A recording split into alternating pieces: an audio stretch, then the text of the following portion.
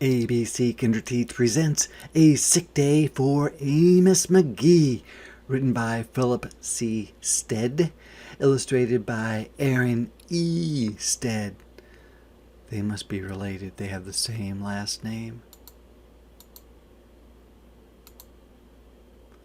Amos McGee was an early riser. He got up early. Every morning when the alarm clock clanged, he swung his legs out of bed and swapped his pajamas for a fresh pressed uniform. There's his pajamas, and this is his uniform.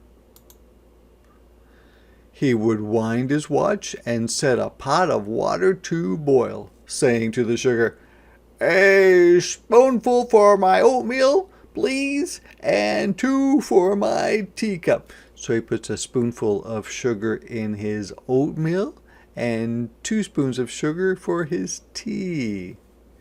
Belly full and ready for the workday, he'd amble, walk in a slow and relaxed way, out the door. I wonder where he's going. Every day, Amos waited for the number 5 bus. "Next stop, City Zoo," the bus driver would call. "6 a.m., right on time," he'd reply.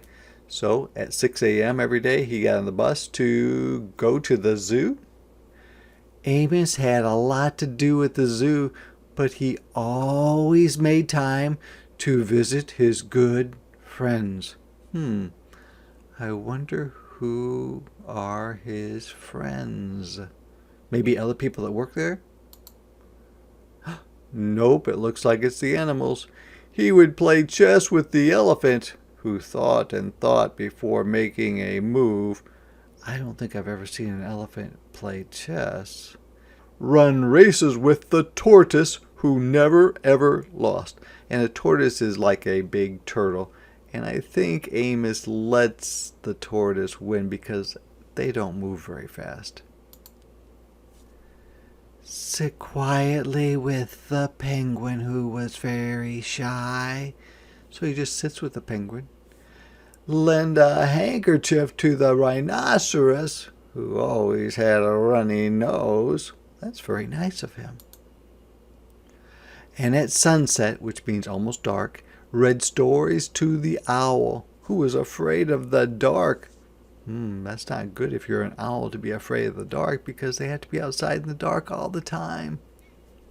One day, Amos awoke with the sniffles. Looks like he has a cold.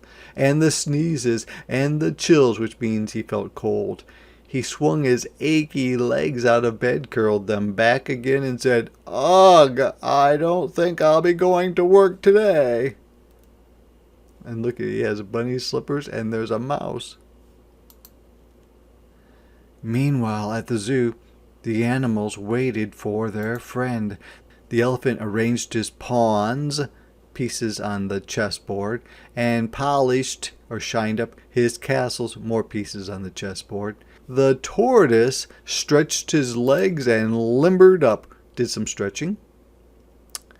The penguin sat patiently all by himself. The rhinoceros worried that his allergies were worsening because Amos wasn't there to give him a handkerchief.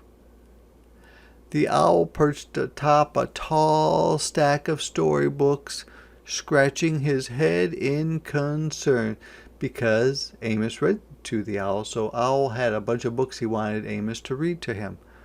"Where is Amos?" the animals wondered. Well, what are they going to do about it? Is anybody going to tell them that Amos isn't coming or that he's sick? Let's see. Later that day, they're leaving the city zoo. Are they going to see Amos? Won't anybody miss them at the zoo? Let's see. And they're standing. They are standing near. That's a sign saying that's the bus stop. They're waiting for the bus. They're going to get on the bus? Let's see. They are on the bus. Boy, The elephant and the rhinoceros have very little room on the bus. The bus driver seems to be okay with them taking the bus. Hooray! My good friends are here. So they all came to see Amos, I think to see what was wrong with him. And now that he's sick, maybe they'll take care of him. Let's see. The elephant prepared a game of chess. Amos thought and thought before making a move. So normally the elephant had to think and think, but now, today, Amos had to. I'm too tired to run races today, said Amos to the tortoise. Let's play hide and seek instead. The tortoise hid inside his shell. Amos hid beneath the covers. I thought one person was supposed to look for the other person, not both people hide. I wonder how they're going to play this game. Amos yawned. I could use a nap. The penguin sat quietly, keeping Amos's feet warm. Well, that's really nice. Achoo! Amos awoke with a sneeze. The rhinoceros was ready with a handkerchief. Look at it sitting on his horn. That was very nice because Amos always did that for the rhino. I'm beginning to feel much better, thank you, said Amos to his friends. He swung his legs out of bed. Perhaps we'll share a pot of tea. And it looks like the owl is already pouring it out. The rhinoceros is having tea. The elephant's having tea. It looks like the penguin is getting ready. And the tortoise. Amos wound his alarm clock. It's getting late, he said. After all, we have a morning bus to catch. They're going to stay overnight with Amos because they're going to take the morning bus, not the night bus. I wonder where they're all going to sleep. Maybe on the floor? So Amos said goodnight to the elephant. And good night to the tortoise. And good night to the penguin. And good night to the rhinoceros. And good night to the owl who, knowing that Amos was afraid of the dark, read a story aloud before turning out the light. So this time the owl is reading to Amos. And there they are, all sleeping right beside Amos in his bed. Except for the penguin who's looking out the window.